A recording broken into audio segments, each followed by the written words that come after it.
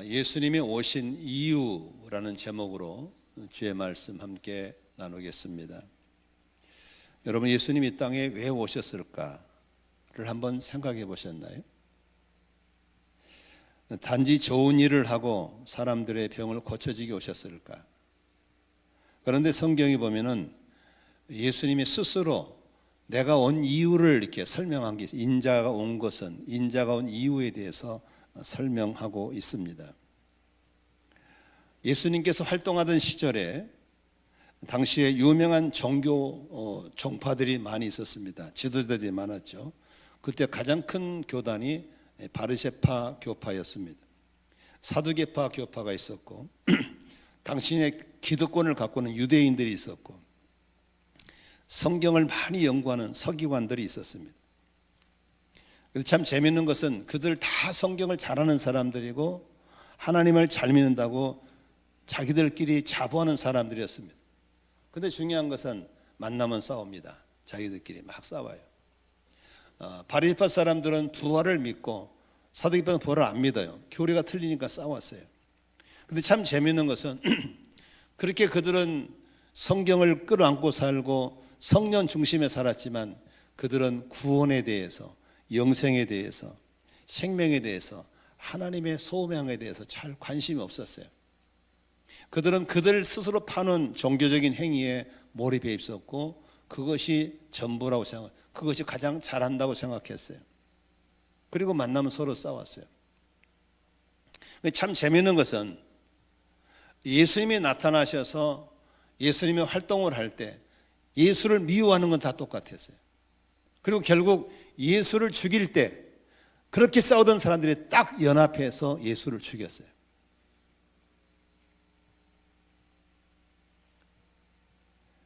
저는 그 예수님 당시에 이분들을 보면서 오늘날의 종교적인 열심을 가지면서 성경 공부를 많이 하고 교회를 열심히 나오고 이런 분들 속에 바로 이런 사람이 있지 않겠나 하는 생각을 해보는 겁니다. 이번 주 수요일 날 성탄 축하 행사를 하고 목요일 날 성탄 축하 예배를 드리기 위해서 많은 준비를 하고 있으면서 정작 우리가 스스로에게 질문해보고 싶은 것은 예수님이 왜 오셨지? 예수님이 뭐하러 오셨지에 대한 답을 갖고 있지 않다면 우리도 똑같은 종파의 사람들이고 우리도 각자 교리에 묶여서 자신만의 열심을 가지고 교회 예배당을 출입하는 사람으로 끝나지 않을까라는 생각이 듭니다. 그런데 더 재미있는 것은 예수님께서 그 종파 사람들을 향해서 저주했습니다. 지옥 자식들이라고. 너도 천국을 안 들어 남도 못 들어 가로막는 자라고 책망했던 걸 볼 수 있습니다. 회칠한 무덤이라고 그랬고 예수님이 오신 이유를 모르고 교회 다니는 것 저주입니다. 예수님이 오신 이유를 모르고 교회 다니는 것 종교자입니다. 우리는 예수님이 오신 이유에 대해서 분명히 알아야 되고 그리고 그 알물 통한 열심이 하나님이 기뻐하시는 신앙의 열심인 줄로 믿습니다. 오늘 저는 예수님 오신 이유에 대해서 크게 세 가지로 함께 나누고 싶습니다. 첫 번째는 예수님 오신 이유는 죄에서 구원해 주시고 영원한 생명을 주시기에 오셨다는 것입니다. 아담과 하와가 에덴 동산에서 뱀의 유혹을 받아서 하나님의 말씀을 어기는 죄를 짓습니다. 사탄이 뱀을 통해서 접근하고 그리고 아담과 하와에게도 너도 하나님처럼 될 수 있다라고 하는 가능성 유혹합니다. 그들 속에 나도 하나님처럼 되고 싶다는 유혹을 따라서 하나님이 금기사로 놨던 선악과를 덥석 따먹습니다. 하나님의 금기상을 어김으로 해서 죄가 들어오고 죄를 통해서 하나님과 교제가 단절돼 버리고 풍성한 삶이 끊어져 버리고 그리고 하나님께 불순종과 거역의 삶으로 가시와 엉겅퀴와 수고와 해산의 수고와 그리고 질병 속에 살다가 영원한 지옥불에 떨어진 것이 인생들의 가는 코스가 되고 말았습니다. 그런데 참 재미있는 것은 하나님의 성품은 당신이 정한 법을 엄격히 지키는 공의의 하나님이시면서도 또 한편 하나님은 사랑의 하나님이라는 사실입니다. 다시 말하면 우리가 하나님은 죄는 미워하시지만 죄전의 인간은 사랑하시는 공의와 사랑의 하나님인 줄로 믿습니다. 그래서 죄를 범한 그들에게 에덴은 쫓겨나게 하시고 거기에 대한 징벌을 내리셨습니다. 그러나 한편 하나님은 죄는 미워하지만 죄인을 사랑하시기 때문에 그들을 구원하기 위한 하나님의 계획을 세워주셨습니다. 그래서 오랫동안 하나님은 우리 인류를 구원하기 위한 하나님의 계획을 쭉 얘기해 주고 있었습니다. 그러다가 드디어 때가 되어서 오신 분이 바로 예수님이십니다. 하나님은 우리를 구원하실 때 공의로 심판하셨지만 사랑의 원리로 우리에게 구원의 다리를 놔주셨습니다. 요한복음 3장 16절에서는 하나님께 세상을 이처럼 사랑하셔서 외아들을 주셨으니 이는 그를 믿는 사람마다 멸망하지 않고 영생을 얻게 하려는 것입니다. 로마서 5장 8절에서는 바울은 그렇게 고백합니다. 우리가 죄인 되었을 때 그리스도께서 우리를 위해 죽으셨습니다. 이리하여 하나님께 우리에게 대한 자기의 사랑을 실증하셨다고 했습니다. 예수님은 갑자기 오신 것이 아니었습니다. 오래전부터 하나님이 예고하셨다고 오셨습니다. 마태복음 1장 21절에 마리아가 아들을 낳을 것이 너는 그 이름을 예수라고 해라. 그가 자기 백성을 그들이 자신들의 죄에서 구원하실 것이다 라고 했습니다. 예수라는 이름 자체가 구원이라는 이름 뜻입니다. 로마서 3장에 보니까 모든 사람이 죄를 범했기 때문에 하나님 관계가 끊어지고 다 사망, 죽음에 처하게 됐다고 했습니다. 그래서 6장 23절에 죄의 싹은 죽음이고 하나님의 선물은 우리 주 예수 안에서 누리는 영원한 생명이다 그랬습니다. 모든 사람은 죄를 지었기 때문에 죽어야 하고 심판을 받아야 되고 멸망으로 가는 것이 정한 코스입니다. 그런데 하나님은 거기서 건져주시기 위해서 죄의 문제를 해결하기 위해서 당신의 아들 예수를 보내 피를 흘리게 하신 줄로 믿습니다. 레기 17장 11절에서는 제사법 가운데 이런 제사법이 있습니다. 육체의 생명은 피에 있습니다. 내가 이 피를 너희에게 주어 제단에 뿌려서 너희의 생명을 위하여 속죄하게 하였나니 생명이 피에 있으므로 피가 죄를 속한다고 했습니다. 하나님은 갑자기 예수를 보내신 것이 아니고 아주 오래전부터 그렇게 계획하시고 또 계획하시다가 보내신 겁니다. 이사야는 아주 예수님 오신 700년 전의 예언자가 이런 예언을 남깁니다. 그가 찔린 것은 우리 허물 때문이고 그가 상처를 받은 것은 우리 악함 때문이다. 그가 징계를 받음으로 평화를 누리고 그가 매를 맞음으로 우리 병이 나았다. 여기서 그는 누구를 얘기합니까? 예수님입니다. 우리는 바로 나입니다. 한번 바꿔 읽어볼까요? 시작. 그러나 예수님이 찔린 것은 나의 허물 때문이고 예수님이 상처를 받은 것은 나의 악함 때문이다. 예수님의 징계를 받음으로써 내가 평화를 누리고 예수님의 매를 맞음으로써 내 병이 나았다. 이렇게 주님은 예언자를 통해서 말씀하셨습니다. 수없이 장차 오실 분은 우리를 구원하러 오신 예수님. 잘 보세요. 여기 예수님이 계신다. 예수님을 기점으로 해서 이전 BC 이후 AD로 봤을 때 예수님이 오시기 전에 사람들은 장차 오실 메시아를 믿고 기다렸습니다. 장차 오실 메시아를. 우리는 예수 AD에 살고 있기 때문에 이미 오신 메시아를 믿고 살고 있는 겁니다. 따라합시다. 장차 오실 메시아. 이미 오신 메시아. 우리는 지금 누구를 믿고 있는 겁니까? 이미 오신 예수를 믿고 있는 겁니다. 그런데 참 재미있는 것은 우리를 구원하러 오신 예수님이 우리를 초청했는데 우리가 뚜벅뚜벅 주님께 나온 게 아닙니다. 주님이 우리를 찾아오셨다고 하는 것입니다. 우리 교회 이름이 만나교회인데 만남과 나눔이 있는 교회의 약자가 만나교회입니다. 누가복음 19장에 보면은 삭개오라는 사람이 있습니다. 삭개오가 구원받는 과정을 봤을 때 삭개오가 예수님을 찾아간 게 아니었습니다. 예수님에 대한 갈망이 있었을 뿐이지만 예수님이 친히 삭개오 집을 방문해 주십니다. 그때 삭개오는 예수님을 자기 집에 모셔드립니다. 19장 9절 10절에 예수님이 이렇게 멋있는 말씀을 하십니다. 함께 읽겠습니다. 예수께서 그에게 말씀하셨다. 오늘 구원이 이 집에 이르렀다. 이 사람도 아브라함의 자손이다. 10절에 인자는 예수님은 잃어버린 것을 찾아서 구원하러 왔다라고 말씀하셨습니다. 믿으시면 아멘 하십시오. 내가 잘나고 똑똑해서 뚜벅뚜벅 예수를 찾아온 게 아니고 예수님이 나의 삶에 찾아오셨다고 하는 겁니다. 요한계시록에서는 예수님께서 우리의 마음의 문을 두드리신 겁니다. 찾아오신 겁니다. 왜 두드렸겠습니까? 네가 마음의 문을 열면 내가 들어가서 너와 함께 먹고 너는 나와 함께 먹게 될 것이다. 가족이 되겠다고 하신 겁니다. 그래서 요한복음 1장 12절에 우리가 너무 잘 아는 구절입니다. 그러나 예수를 맞아들인 사람들, 곧 예수의 이름을 믿는 사람들에게는 하나님의 자녀가 되는 특권을 주신 줄로 믿습니다. 우리가 예수를 찾아온 게 아닙니다. 예수가 우리를 찾아오신 겁니다.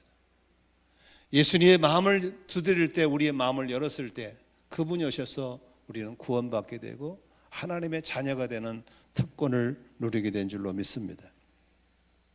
주님이 찾아오신 겁니다. 우리는 그분을 맞아들이고 영접함으로 구원받게 되고 죄 용서받게 되고 하나님의 자녀가 되고 영원한 생명을 얻게 된 걸 믿으시기를 바랍니다. 요한복음 10장 10절에 보니까 예수님이 이런 말씀, 도둑이 오는 것 도둑질하고 죽이고 멸망시켜요. 내가 온 것은 양으로 생명을 얻게 하고 더 풍성히 얻게 하려 오셨다고 했습니다. 그러므로 예수님이 여러분 삶 속에 오실 때 우리는 영원한 생명을 얻게 되고 풍성한 삶을 약속받게 되는 걸 믿으시기를 바랍니다. 두 번째, 예수님이 오신 목적이 뭡니까? 마귀의 권세를 멸하기 위해서 오셨다고 했습니다. 모든 사람은, 하나님의 형상을 닮은 모든 사람은 행복을 추구하며 그렇게 살고 싶은 소망이 다 있습니다. 전쟁의 난민도, 전쟁통에 사는 사람들도 물어보면 이구동성으로 우리는 행복하고 싶어요. 우리는 평화 속에 살고 싶어요. 다 그렇게 말할 겁니다. 여기 계신 여러분들도 여러분이 주어진 남은 삶이 행복하기를 원하시면 아멘 하십시다. 평화를 누리며 살기 원하시면 아멘 하십시다. 제가 주보에 칼럼을 썼는데 이번 칼럼은 제가 쓴 게 아니고 최영기 목사님이 쓴 칼럼을 옮겨놓은 겁니다. 페북에 최 목사님이 최근에 이런 걸 썼더라고요. 과거에 본인이 목회할 때 썼던 칼럼인데 너무 이 칼럼을 사람들이 좋아하고 댓글을 많이 달고 해서 앵콜 칼럼이라 다듬어서 다시 올린다고 올렸더라고. 읽어보니까 감동이 돼서 여러분에게 옮겨놨습니다. 우리는 행복해야 합니다. 행복할 수 있습니다. 행복이 원하시면 아멘 하십시다. 그런데 행복하지 않는 사람이 있어요. 언제인지 아세요? 도둑 맞은 집. 도둑 맞은 집은 행복하지 않아요. 요한복음 10장 10절에 도둑은 훔치고 죽이고 파괴시키려 온다고 했어요. 여러분, 도둑놈이 여러분 집에 올 때 전화하고 와요? 문자하고 와요? 빨리 해봐요. 그러고 와요? 그냥 와요? 그냥 옵니다. 언제 와요? 몰래 옵니다. 한눈 판사에 오는 거예요. 도둑 맞아본 적 있으세요? 한 번도 없으시면 감사하시고, 맞아보신 분들은 제 마음을 알 거예요. 월피동에서 목회할 때 월피동에 옆에 교육관 건물이 4층이었잖아요. 1층 어린이집, 2층 교회 식당, 3층 선교사의 집, 4층 사택이었어요. 그런데 3층 선교사의 집이 뚫렸어요. 3층이 투룸 2개, 원룸 하나 그렇게 선교사를 섬겼는데 3칸 다 뚫렸어요. 작정하고 왔더구만. 저는 도둑이 지나간 방이 어떤 방인가를 봤어요. 와, 선교사들 집을 털어버리는데 그 속에 있는 가방들, 옷들 전부 다 털었어요. 이렇게 다 탈탈 털었어요. 그래가지고 온 방에 다 깔아놨어요. 책 다 털어놓고. 왜? 달러 돈 찾는다고. 이야, 나는 보면서 정말 황당하더라고. 도둑이 메모 남기고 가요? 그냥 가요? 흔적이 없어요. 경찰들 믿어? 왔다 간 이후로 소식도 없어요. 깨끗이 털렸어요. 소 잃고 외양간 고칠 수 있겠죠. 도둑이 지나간다에 문 단속하고 난리 났죠. 그러나 늦었죠. 지금 우리들 주변에는 하나님께 타락에 쫓겨난 받은 타락한 영, 사탄 마귀가 두루 다니면서 지금도 수많은 사람들에게 빈틈을 들어가 도둑질하고 죽이고 멸망시켰다는 사실을 잊지 않기를 바랍니다. 아담과 하와를 죄짓고 넘어지게 해서 불행하게 만든 그놈들이 물러설 것 같습니까? 예수님이 광야에 40일 동안 금식기도를 찾아가서 예수님도 유혹하셨는데 어찌 우리를 가만히 놔두겠습니까? 지금도 하나님의 자녀들을 유혹하고 정욕을 일으키고 범죄하게 만들고 연말 되면 마음을 뒤숭숭해서 교회를 떠나고 싶은 마음을 주고 부부싸움을 일으키고 별짓 다 하고 있는 걸 잊지 않기를 바랍니다. 이스라엘 초대왕 사울왕을 교만하게 부추겨서 하나님께 버림받게 한 놈이 누굽니까? 사탄 마귀입니다. 헤롯왕을 교만하게 충에 몰려 죽게 하는 누굽니까? 사탄 마귀입니다. 우스야왕을 교만하게 만든 하나님을 징계받아 문둥병 걸려서 평생 비참하게 죽게 만든 게 누굽니까? 사탄 마귀입니다.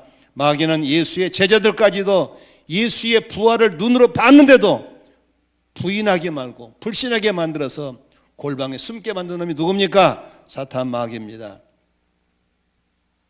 마귀는 성도들의 신앙생활을 틈을 보다가 틈이 생기면 마침 우는 사람 삼킬 자를 찾아 들어온 것처럼 들어와서 도둑질하고 죽이고 멸망시킨다는 사실을 잊지 않기를 바랍니다.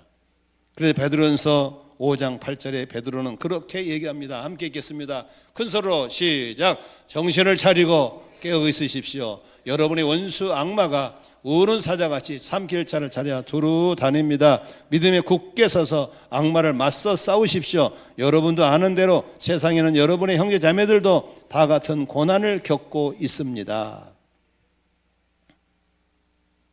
지금도 너무 많은 사람들이 삼킬을 찾아 두루 다니는 악한 영에 대해서 방심하고 문을 열어놓고 당하고 있다는 사실을 잊지 않기를 바랍니다. 조그만 감기 걸리면 마스크 쓰고 코로나 걸릴까 봐 감기 걸릴 바라 보이지 않는 바이러스와는 경계하면서 왜 보이지 않는 악한 영에 대해서는 경계심을 놓고 있는지 그게 안타깝다고 하는 것입니다. 저는 지난주에 어떤 대형교회 목사님의 사모님의 간증을 들었습니다. 새롭게 해서 나오셔서 간증하는데 간증으로 나갈 때 담임 목사한테 간증으로 간다니까 그 목사님이 원 없이 속 얘기 다 해라 그래요. 다 해야 된다. 다 해도 된다. 그래서 다 한다 하면서 시댁 얘기를 하는 거예요. 시댁에 안 믿는 집에 시집 갔어요.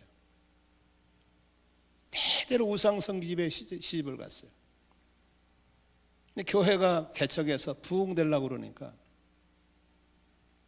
첫애를 낳았을 때는 친정엄마가 상관했는데 둘째를 낳았을 때는 시어머니 간다고 산관으로 오셨어요.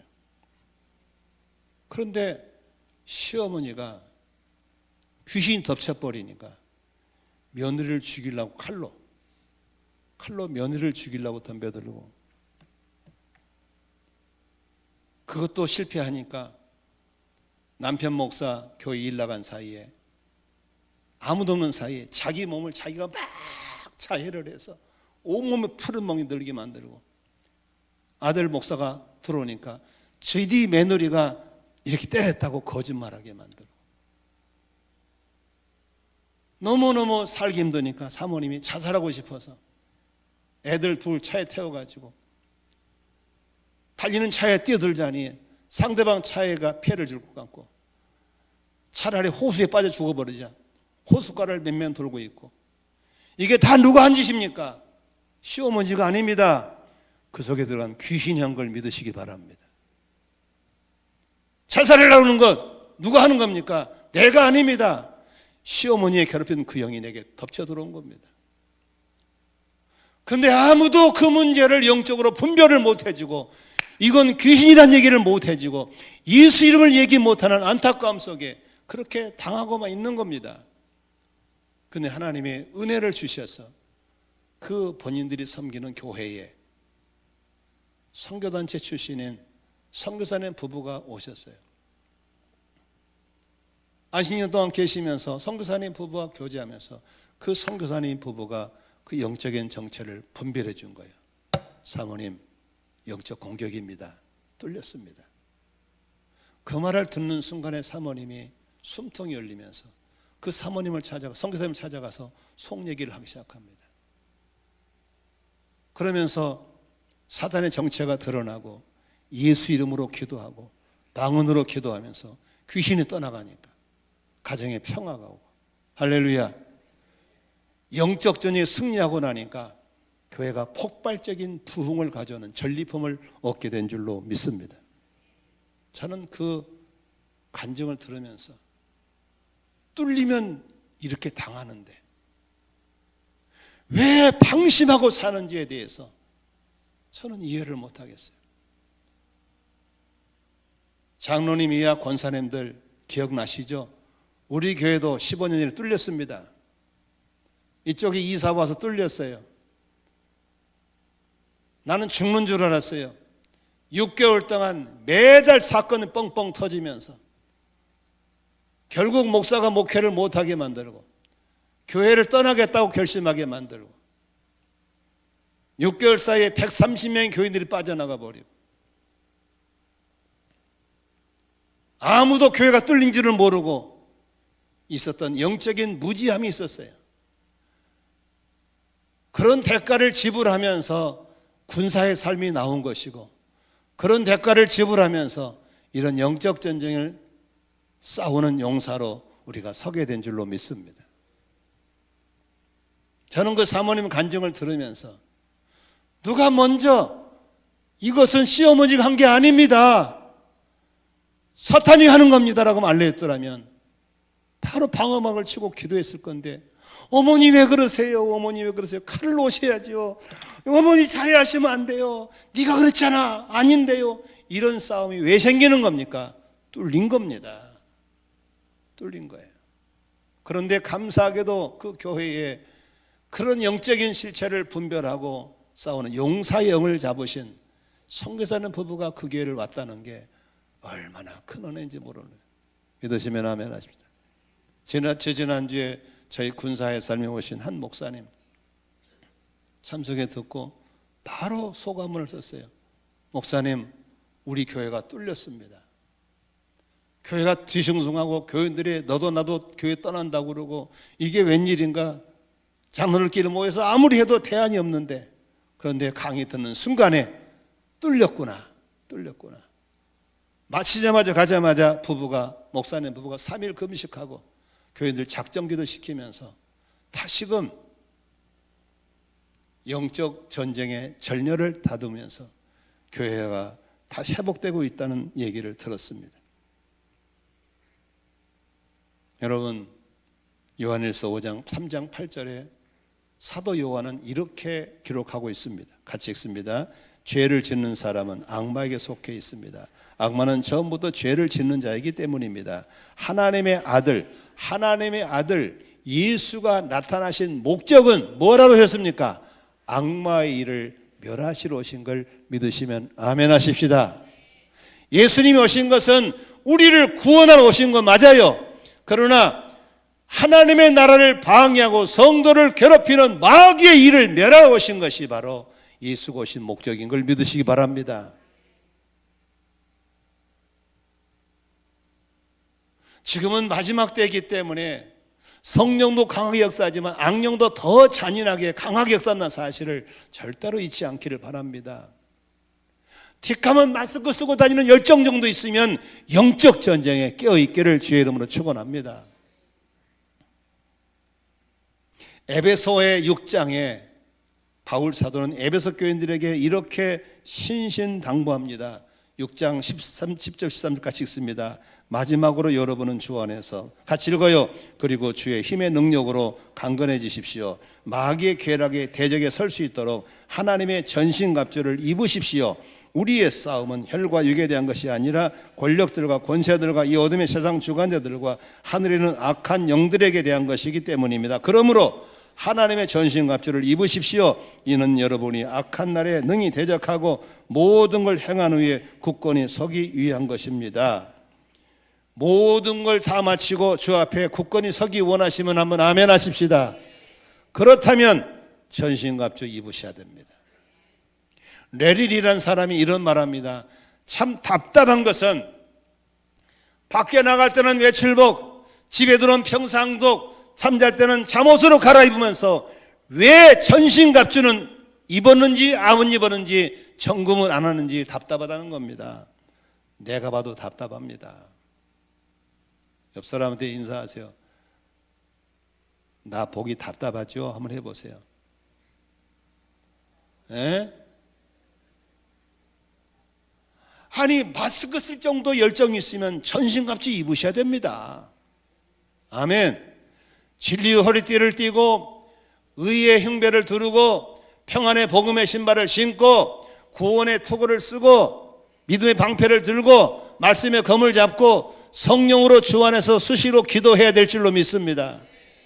여러분 전신갑주는 앞면만 가리지 뒷면은 없어요. 왜 없는지 아세요? 돌아서면 죽는 거예요. 전쟁은 돌아서는 게 아니에요. 전진만 있고 승리만 있는 걸 믿으시기를 바랍니다. 그런데 이런 영적 전쟁은 창세기 때 이미 얘기를 했어요. 창세기 3장 15절에 보니까 하나님이 아주 오래전에 얘기했어요. 한번 읽어볼까요? 내가 너로 여자와 원수가 되게 하고 너의 자손을 여자의 자손과 원수가 되게 하겠다. 여자의 자손은 잘 보세요. 여자의 자손 누구예요? 예수님입니다. 여자의 자손은 너 머리를 상하게 하고 마귀의 머리를 상하게 하고 마귀 새끼 너는 여자의 자손의 발꿈치를 예수의 후손들의 발꿈치 상하게 할 거라고 아주 오래전에 예언을 했어요. 그러므로 예수 믿는 사람은 잘 들으세요. 믿건 안 믿건 간에 영적 전쟁은 선택이 아니야. 필수인 걸 믿으시 바랍니다. 아멘. 오늘 이 설교를 듣는 여러분들이 용사의 옷을 입으시기를 주의 이름으로 축원합니다. 전쟁은 2등이 없습니다. 그래서 승패로 갈라지는 거예요. 승패. 오늘 이 설교 들으시면 다 승리하시기를 주의 이름으로 축원합니다. 축원합니다. 세 번째로 예수가 오신 목적이 뭡니까? 섬김의 본을 보이러 오셨습니다. 오늘 마가복음 10장 45절 한 본문입니다. 같이 읽겠습니다. 시작. 인자는 섬김을 받으러 온 것이 아니라 섬기려 왔으며 많은 사람을 구원하기 위하여 치를 몸값으로 자기 목숨을 내주러 왔다. 예수님은 섬김 받을 만한 분이에요. 만왕의 왕이시죠. 만주의 주가 되신 분이시죠. 아멘이시죠. 그분은 유대인을 납비시고 어디든지 그분은 섬김을 받을 수 있는 분이에요. 그런데 그는 고백합니다. 나는 섬기러 온 게 아니다. 섬김 받으러 온 게 아니다. 난 너희를 섬기려 왔다. 오히려 내 목숨까지도 인류를 구원하는 데 대가를 지불하러 오셨다. 이렇게 말씀하신 겁니다. 학생들 중에 경영학을 전공했던 분들 많아요. 경영학의 이론 중에 서번트 리더십이라는 게 있어요. 서번트 리더십. 이 서번트 리더십은 어떤 겁니까? 종의 리더십, 섬기는 리더십입니다. 1970년도에 로버트 그린리프라는 사람이 이 주장을 학설을 만든 건데 아마 예수 믿는 사람 같아요. 섬기는 종으로 오신 예수님처럼 우리가 섬겨야 사람을 변화시킬 수 있고 섬겨 사람들을 따라오게 만드는 리더십이 바로 서번트 리더십입니다. 그런데 오늘 이 10장 45절 전에 44, 43절에 무슨 얘기하냐면 이렇게 얘기합니다. 예수님께서 세상 사람들은 권세를 가지면 사람들을 군림하고 장악하려 한다. 그러나 나는 그렇게 하지 않는다. 사람을 군림하고 장악하고 지배하는 게 아니라 사람들을 섬기러 왔다라고 말씀하고 있는 겁니다. 언제나 예수님은 하나님과 동등한 위치에 계신 성부 하나님, 성자 하나님이 아니십니까? 그러나 하나님과 동등한 것을 내려놓으시고 하나님의 계획을 이루시기 위해서 스스로 낮고 천한 모습으로 오셔서 겸손의 옷을 입으신 줄로 믿습니다. 가정교회는 초대교회를 회복하는 것이고 가정교회의 정신은 성경대로입니다. 그러므로 뼛속까지 우리가 성경적인 DNA가 들어가지 않으면 가정교회는 되지 않습니다. 저는 청년들을 가만히 보면서 가위바위보를 해. 뭐 먹기. 그러면 잘 보세요. 무슨 일을 할 때 가위바위보 했다. 이긴 사람이 해요? 진 사람이 해요? 빨리빨리 해봐요. 답을 못 하겠죠? 진 사람이 하는 건 세상적인 겁니다. 이긴 사람이 섬기는 겁니다. 어머 내가 이겼네. 내가 섬겨야 돼. 이게 말이죠. 네가 졌지. 네가 섬겨. 이것은 세상적인 겁니다. 그런 부분까지도 우리가 고쳐 나가야 될 줄로 믿습니다. 한 번은 한 청년들이 밥을 먹으러 가요. 어디 가냐 그랬더니 상 공부를 서로 가르치고 배우는데 밥 먹으러 가는데 궁금해서 누가 내냐 그랬더니 제가 배웠으니까 뭐 사드려야죠 이렇게 하더라고. No. 가정일 그렇게 한 게 아니야. 가르친 사람이 배운 사람을 사주는 거야. 왜? 너도 앞으로 그렇게 하라고. 아멘. 알았어요. 그럼 내가 내야 되겠는 가더라고. 보내놓고 나니까 내 마음에 찝찝해. 밥을 내가 사가야 되겠다. 그래서 수소문했더니 이쪽 시도 안 왔다. 이거 세 군데를 했는데 어느 가 있더라고. 그래서 내가 전화했어요. 미안하지만 밥값을 내가 사고 싶은데 왜 사냐? 내가 알고 있는 이상 그만 있으면 안 되겠다. 내가 살게. 그래서 요새는 돈 모르기 쉽잖아. 카톡으로 보내니까 밥값 보내줬어요. 아마 그 청년은 두고 앞으로 이런 섬김을 실천하게 될 줄로 믿습니다. 교회 가장 굳은 일 말단 여는 게 아닙니다. 장로가 하는 겁니다. 쓰레기 누가 치워? 장로가 치우는 겁니다. 목사가 치우는 겁니다. 제 방에 쓰레기통 한 번도 남을 시킨 적 없습니다. 내가 치웁니다. 그게 가정교회고 그게 예수를 닮은 모습인 걸 믿으시기를 바랍니다.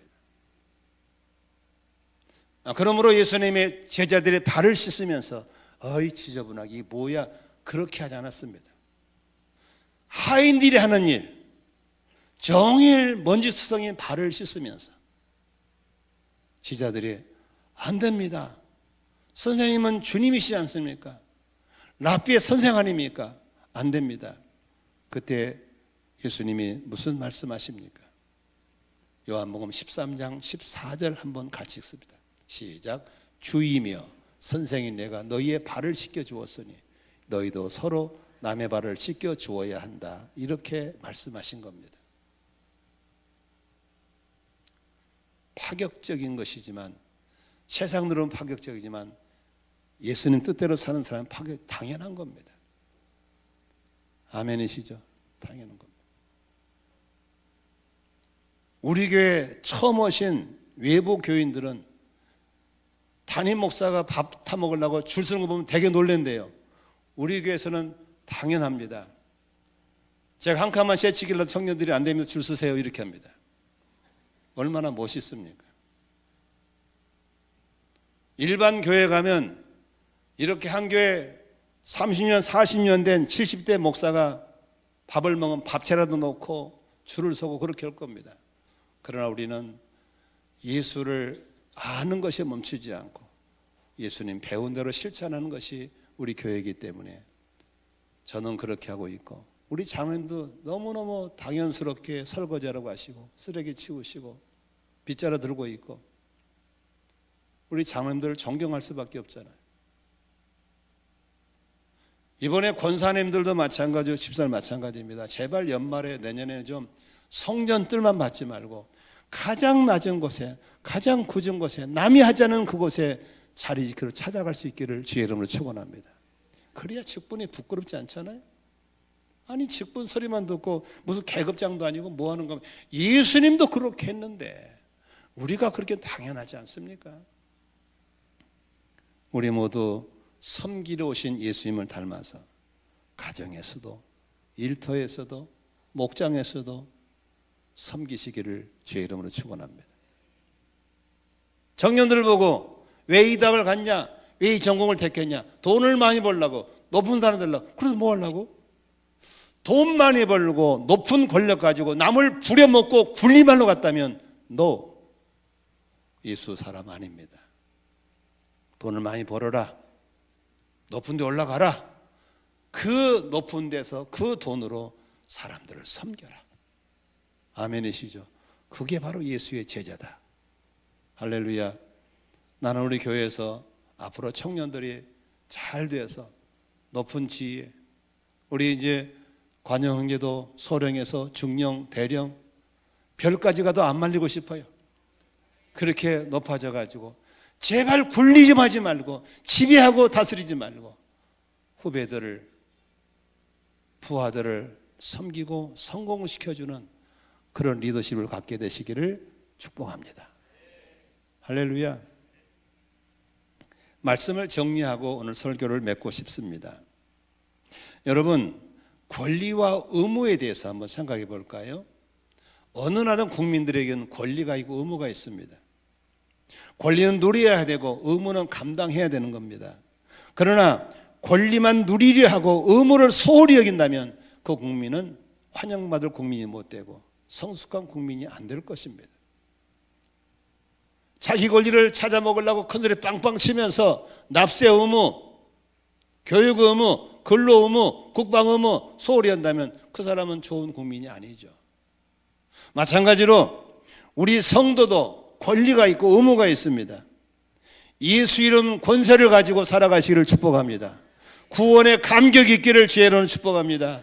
영적인 날마다 승리하기를 축복합니다.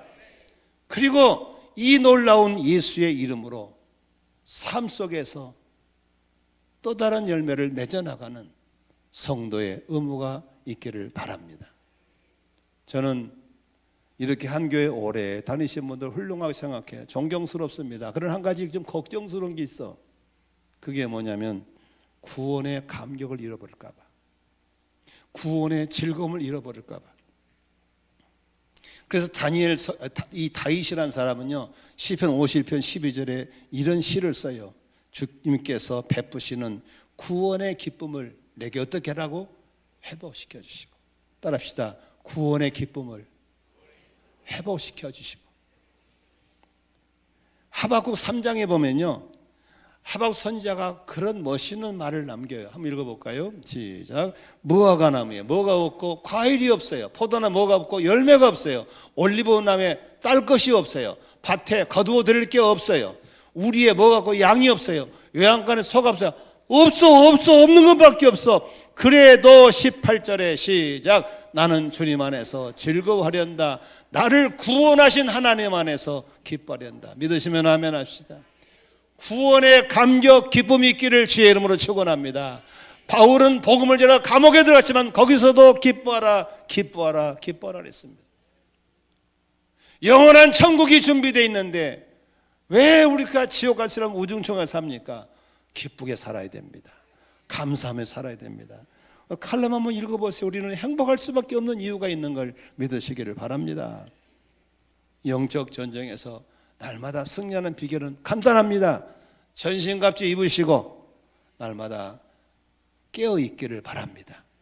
기도줄 놓지 않으면 절대로 뚫릴 일이 없습니다. 승리할 수밖에 없는 걸 믿으시기 바랍니다.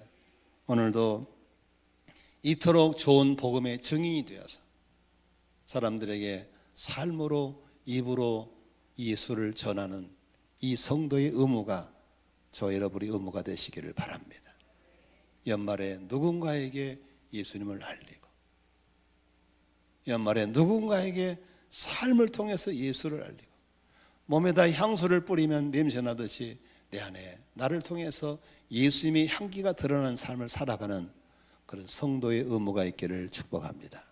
기도하겠습니다.